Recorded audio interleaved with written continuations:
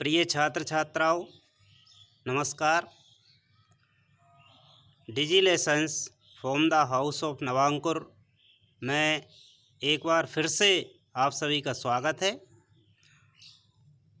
आज हम कक्षा 8 संस्कृत विषय के पाठ 3 गणतंत्र दिवस के अभ्यास प्रश्नों को हल करते हैं। यहाँ पहला प्रश्न है, एक पदेन उत्तरम लिखत, अर्थात एक शब्द में उत्तर लिखो। दिए हुए प्रश्नों के उत्तर हमें सिर्फ एक शब्द में देना होंगे। का प्रश्न है, कस्मिन् मासे गणतंत्र दिवसा भवति, अर्थात किस माह में गणतंत्र दिवस होता है। उत्तर होगा जनवरी माह से, अर्थात जनवरी माह में। खा प्रश्न है, सेना नायका नाम अभिवंदनम कह स्वीकरोति, सेना के नायकों का अभिवंदन अर्थात सलामी कौन स्वीकार करता है। उत्तर होगा भारत राष्ट्रपति, अर्थात भारत के राष्ट्रपति। प्रश्न क्रमांक ग, राज्येषु राज्य राजधानीषु अभिवंदनम के स्वीकुर्वन्ति, अर्थात राज्यों में राज्यों की राजधानियों में अभिवंदन कौन स्वीकार करता है। उत्तर है राज्यपाला, यानी वहाँ के राज्यपाल। घा प्रश्न है,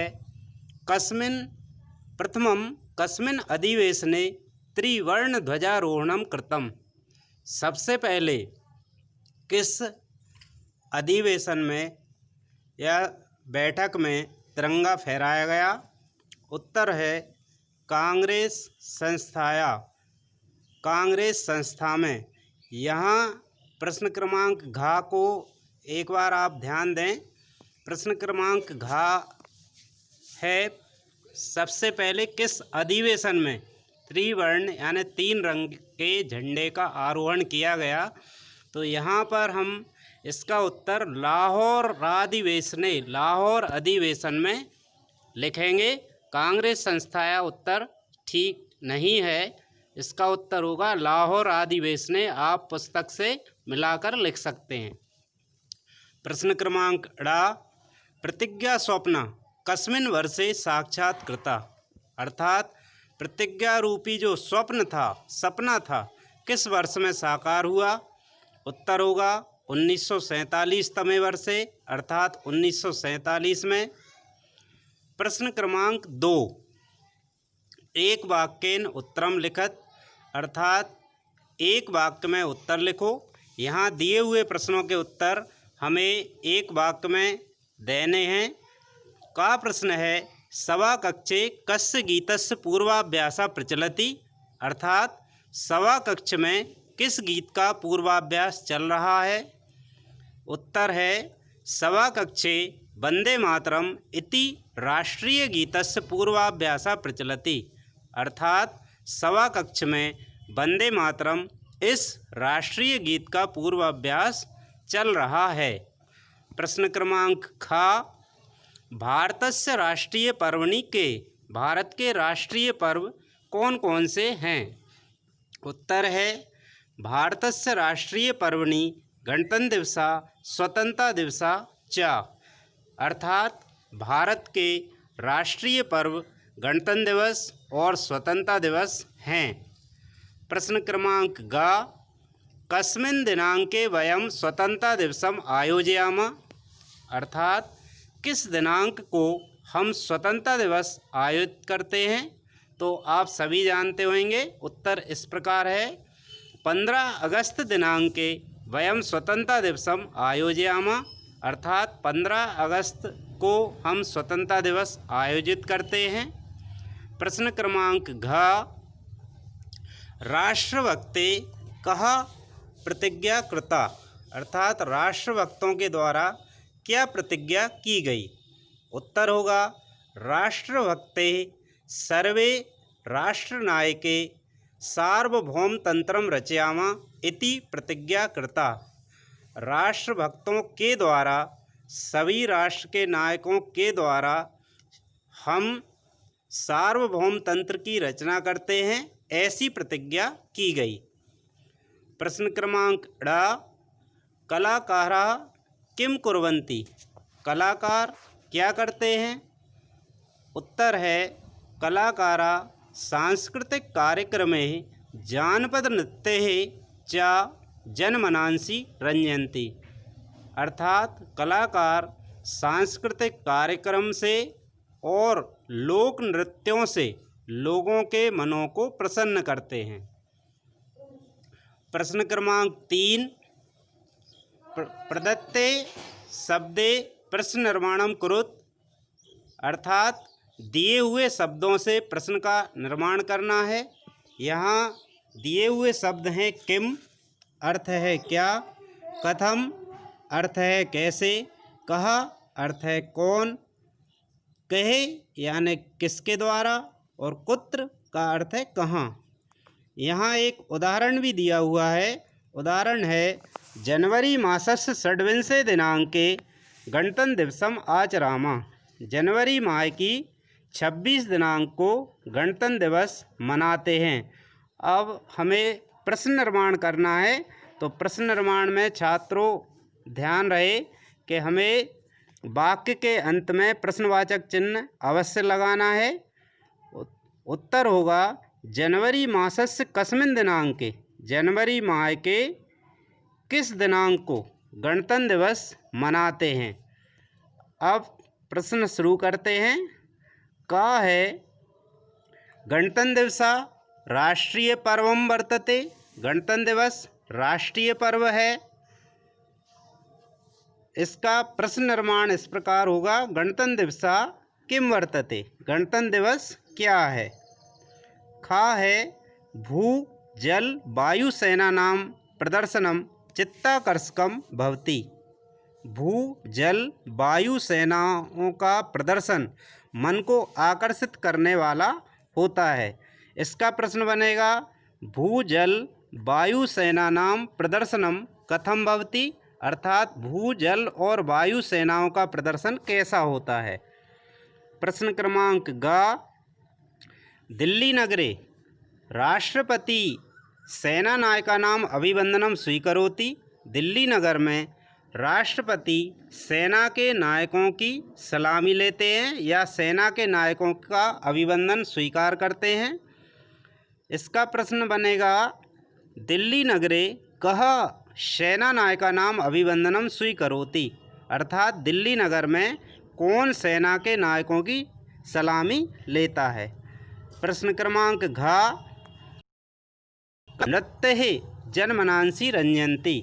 कलाकार नृत्यों से लोगों के मन को प्रसन्न करते हैं। प्रश्न बनेगा कलाकाराः के जनमनांसि रंजन्ति। अर्थात कलाकार किससे लोगों के मनों को प्रसन्न करते हैं। इसी प्रकार ड़ा है लाहौर अधिवेशने प्रथम वारम त्रिवर्ण ध्वजारोहणम जातम। लाहौर अधिवेशन में सबसे पहले 3 रंग के झंडे का आरोहण हुआ। प्रश्न बनेगा कहाँ सबसे पहले 3 रंग के झंडे का आरोहण हुआ। कुत्र प्रथमं वारम त्रिवर्ण ध्वजारोहणम जातम। प्रश्न क्रमांक 4, रिक्त स्थानानि पूरयत।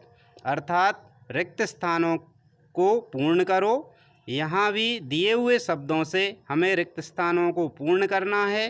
कहा है राष्ट्रपति अभिवंदनम स्वीकरोति। यहाँ का वाले प्रश्न में शब्द आएगा राष्ट्रपति सेना नायके या सेना नायका नाम अभिवंदनम स्वीकरोति। खा है कलाकाराः जनमनांसि, उत्तर होगा रंजयन्ति। ग है जनवरी मासस्य षड्विंशे दिनांके गणतंत्र दिवसा भवति। घा है भारतम स्वशासनाधारेण रचितानां राज्यानां गणरूपं वर्तते। ड़ा है राज्येषु राज्यपाला प्रतिनिध्यं वहन्ति। प्रश्न क्रमांक 5 उचितम योज्यत। सही जोड़ियाँ बनाइए। सही जोड़ियाँ इस प्रकार होंगी। राज्यम राज्यपाला, कलह कलाकारः, राष्ट्रीयं गीतं वंदे मातरम, विमानानि उड्डयन्ते, राष्ट्रगानम जन गण मन अधिनायक जय हे।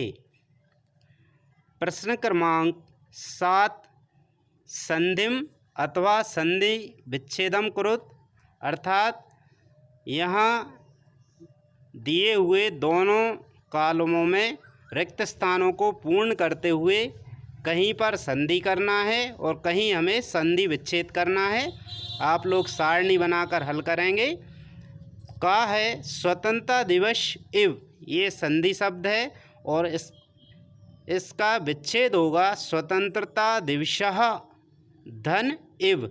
यहाँ सही नहीं लिखा हुआ है, आप लोग लिखेंगे इसको स्वतंत्रता दिवसः, विसर्ग लगेगा, धन लगाकर इव लिखेंगे। खा है निस्सारयन्तीति, संधि विच्छेद होगा निस्सारयन्ती धन इति। इसी प्रकार इत्यस्य शब्द का संधि विच्छेद होगा इति धन अस्य। सो एवं का संधि विच्छेद होगा शह धन अयम। अधुनागतम का संधि विच्छेद होगा अधुना धन अवगतम। प्रश्न क्रमांक 8 अव्ययानि चित्वा लिखत, अव्यय चुनकर लिखो। यहाँ कुछ वाक्य दिए हुए हैं और इन वाक्यों में एक एक अव्यय छिपा हुआ है। हमें उस अव्यय को खोजकर अपनी उत्तर पुस्तिका में लिखना है। का प्रश्न है कथम चलति पूर्वाभ्यासा, यहाँ अव्यय होगा कथम।